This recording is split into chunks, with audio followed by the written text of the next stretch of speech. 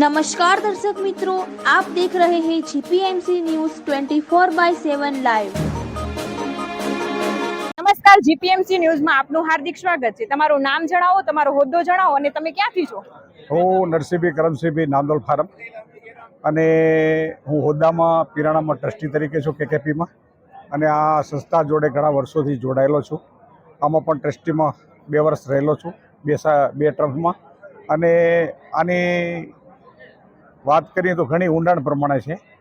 દાદા નથુરામ બાપાની વાત કરો તો એ અનકલ્પિત વાત છે કે જેના કારણે આ બધો જે કંઈ સમયો દેખાઈ રહ્યો ને એ સંત નથુરામ બાપાના એના જ્યારે અહીંયા હતા, હયાત હતા, ત્યારે પણ એમના પરચા એટલા બધા હતા અને એના વિદાય બાદ પણ એટલા પરચા ઊંડાણ પ્રમાણે છે।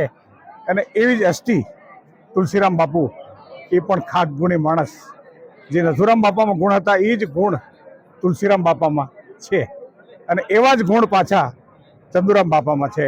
આ પરંપરાગત જે હાલી આવે છે ને જેના કારણે ગુરુ શિષ્યનો નાતો એટલો બધો વ્યાપ વધતો જાય રહ્યો, અને દિવસે દિવસે આ સંસ્થા આગળ ને આગળ વધતી જાય છે, અને એના અનુયાયીઓ પણ ઘણા બધા છે।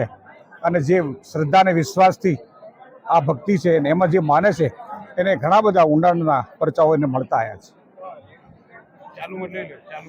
પાવનધામની સમગ્ર માહિતી માટે તમારો ખૂબ ખૂબ આભાર। Okay, thank you.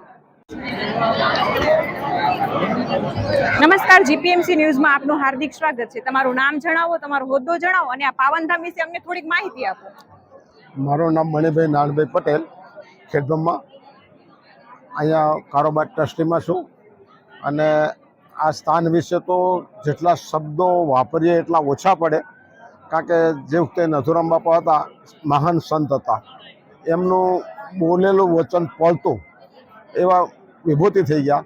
અને એવા જ એમને 1982માં એમનું વિદાય લીધી એમને।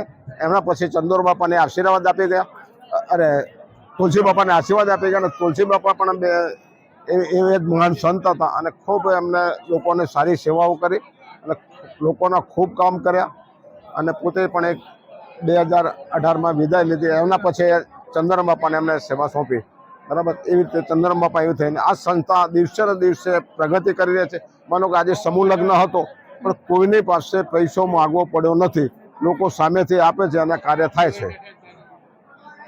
ખૂબ ખૂબ ધન્યવાદ પાવનધામની માહિતી આપવા બદલ।